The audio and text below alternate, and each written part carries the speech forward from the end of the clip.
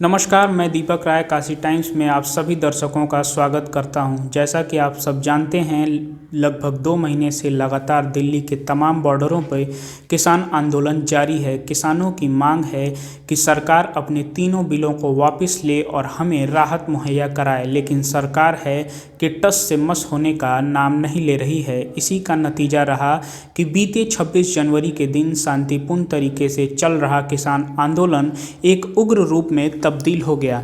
इसी के साथ साथ सरकार ने इस सारी समस्या का इल्ज़ाम किसानों पर लगाया है, तो वहीं धरने पर बैठे तमाम किसानों ने सरकार की चाल बताई है और कहा है कि सरकार हमें धरना स्थल से हटाने के लिए ये सारी साजिश रची है।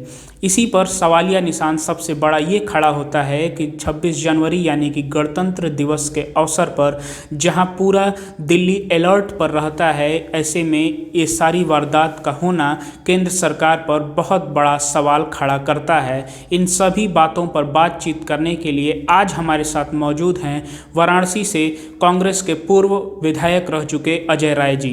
तो सर, आपके साथ पहला सवाल आपसे ये होगा कि किसान आंदोलन को लेकर के अजय राय जी का क्या सोचना है? क्या किसान आंदोलन का वापस लेना ही सरकार की एक प्राथमिकता होनी चाहिए या उसमें संशोधन से भी काम हो सकता है?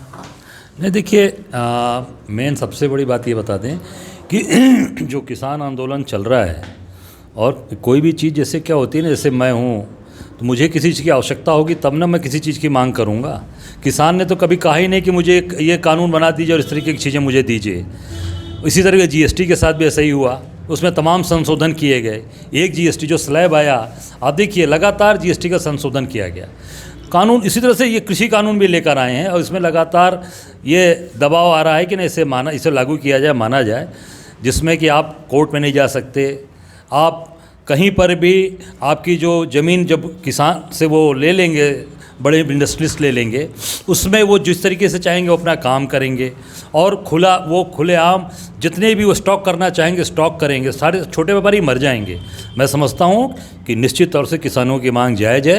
किसानों के साथ हम सब लोग खड़े हैं, कांग्रेस पार्टी खड़ी है, हमारे नेता राहुल गांधी खड़े हैं, प्रियंका जी खड़े हैं। इस कानून को वापस लेना ही एकमात्र विकल्प है। ऐसे में अगला सवाल ये आता है कि जब राहुल गांधी जी और प्रियंका गांधी जी की बात होती है तो हाथरस कांड में और तमाम कांडों में वो खुद वहाँ पे मौजूद होते हैं, तो किसान जब इतने बड़े संकट में किसान आज झेल रहा है दिल्ली के तमाम बॉर्डरों पे, तो राहुल जी सिर्फ ट्वीट के माध्यम से ही अपना साथ और अपना सहयोग व्यतीत कर रहे हैं, तो इस पर आप क्या कहना चाहेंगे? देखिए, ऐसा है, आपको शायद ध्यान होगा कि परसों राहुल गांधी जी ने प्रेस करके ओपन कह दिया कि हम आपके साथ खड़े हैं। अब इससे बड़ी बात 1 इंच भी इन्हें पीछे हटेंगे और उसके तत्काल बाद हमारा प्रदेश अध्यक्ष वहाँ जाता है और वहाँ जाकर सपोर्ट करता है।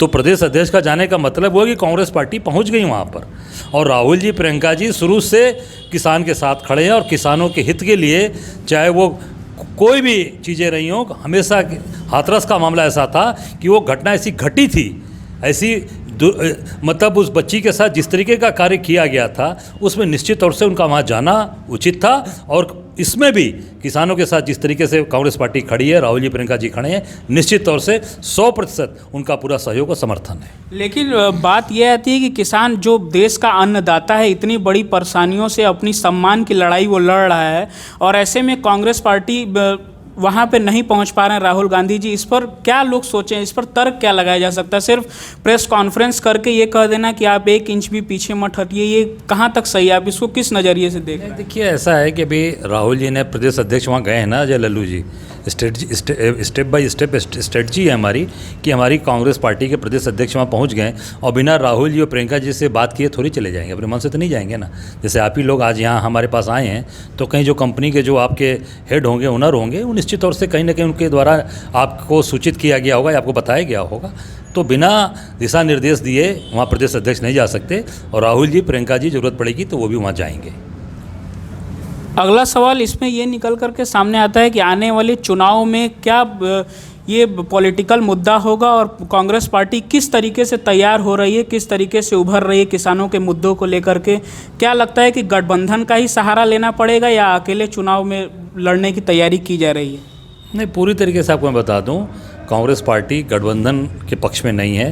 प्रियंका जी का पहले दिन बयान आ गया और हम सब लोग कार्यकर्ता भी चाहते हैं कि कांग्रेस पार्टी अकेले लड़े, अकेले दम के साथ लड़े। निश्चित तौर से जनमानस कांग्रेस के साथ खड़ा रहेगा और किसानों का जो मुद्दा है उस मुद्दे जब तक ये इसको वापस नहीं करेंगे तब तक पूरी कांग्रेस पार्टी किसानों के साथ खड़ी है और आगे भी हम किसानों के साथ काम करेंगे। अगला सवाल ये आता है कि 26 जनवरी को जो एक दूसरा रूप किसान आंदोलन ने ले लिया, पकड़ लिया, लाल किले पे झंडा फहराना, उसको अजय राय जी किस तरीके से देखते हैं? नहीं, लाल किले पे झंडा जो फहराए वो तो साफ हो गया कि इनका कार्यकर्ता था। मोदी जी के साथ उसकी फ़ोटो है, अमित शाह जी के साथ उसकी दीप सिंधु की फ़ोटो है। अब उसको गिरफ्तार नहीं कर रहे हैं, उसको भगा दिया, बॉम्बे भगा दिया। तो ये पूरी तरीके से साबित हो गया कि भाजपा के द्वारा प्रायोजित था 26 जनवरी का पूरा कार्यक्रम और बदनाम करने के लिए किसान आंदोलन को ये साबित हो गया। उसके खिलाफ कार्रवाई करे भारतीय जनता पार्टी की सरकार, तत्काल गिरफ्तार करे उसको। अन्ना हजारे की सवाल पे अगर हम गौर करें तो उनका ये कहना था कि वो किसानों के साथ हैं। अभी कुछ दिन पहले उन्होंने सरकार को भी इस बारे में कहा था कि मैं किसानों के समर्थन में हूँ। उसके बाद कुछ दिन के बाद उनका ये बयान आता है कि अभी मैं किसानों के साथ नहीं हूँ, अभी बीजेपी की जो बिल, अभी बीजेपी के साथ हूँ। तो इस पर आपका क्या कहना है? भाई, अन्ना हजारे कभी मुद्दों के साथ रहे हैं, वो तो बीजेपी और आरएसएस के एजेंट हैं। वो बीजेपी आरएसएस के एजेंट के तौर पे काम करते हैं और बीजेपी के नेताओं के साथ, देवेंद्र फडणवीस के साथ प्रेस कॉन्फ्रेंस में बैठे थे, मीडिया में बैठे थे, तो कभी आम मुद्दों के साथ रही नहीं है। वो तो केवल कांग्रेस की सरकार को अपदस्थ करना था।